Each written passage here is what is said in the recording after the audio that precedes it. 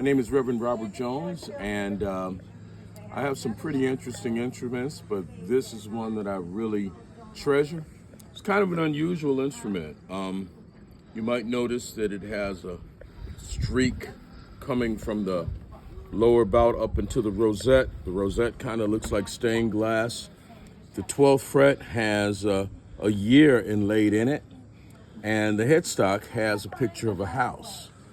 I came by this guitar when the builder, Gary Zimnicki, a great builder from Detroit or Allen Park, Michigan, asked me to come by his house because he had some guitars he thought I might be interested in. And this one immediately, my eye fell on and I fell in love with it. Another distinctive feature is you'll notice that the back is made of strips of wood separated. This is maple separated by mahogany, or maybe it's separated by walnut. So I got this guitar and immediately noticed that it has a much bigger voice than you would expect for a guitar of its size. I think it's all of that maple in it, right? So when I learned the story of this guitar, I had to put it into a song. So I call it This Old House.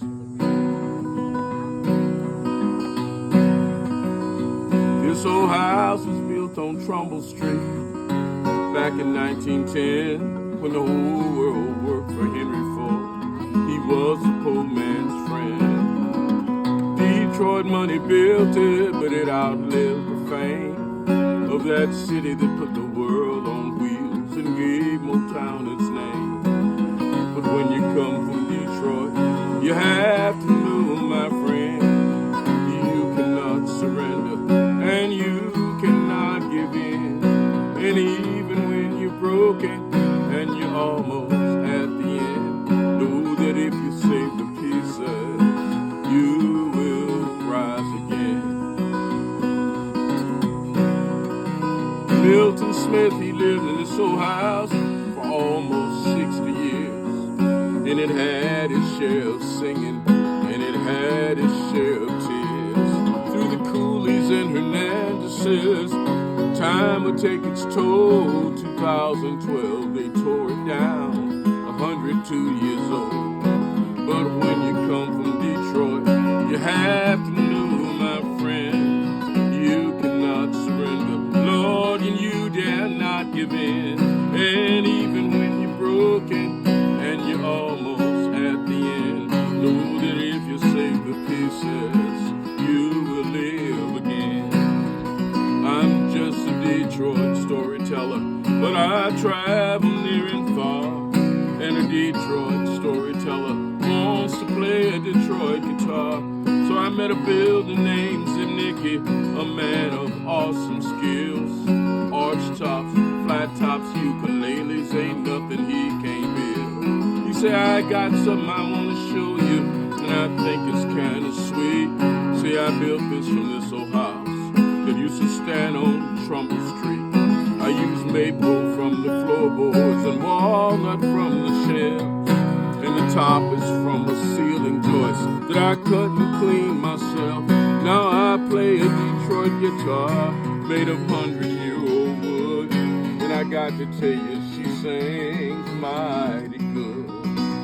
'Cause when you come from Detroit, you have to know, my friend, you cannot surrender, Lord, and you dare not give in.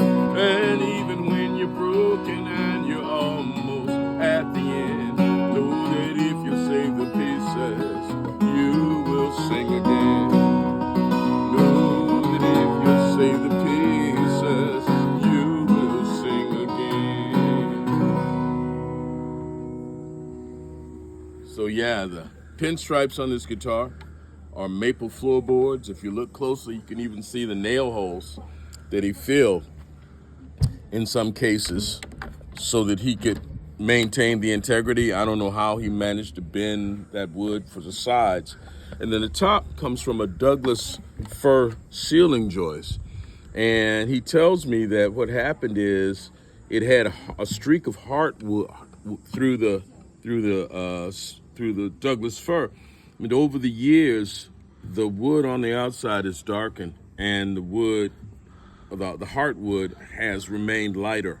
So all of a sudden it looks like this streak of light sort of coming up into this rosette that's made out of also maple, and kind of gives you the impression of stained glass. And of course, 1910 is when the house is built.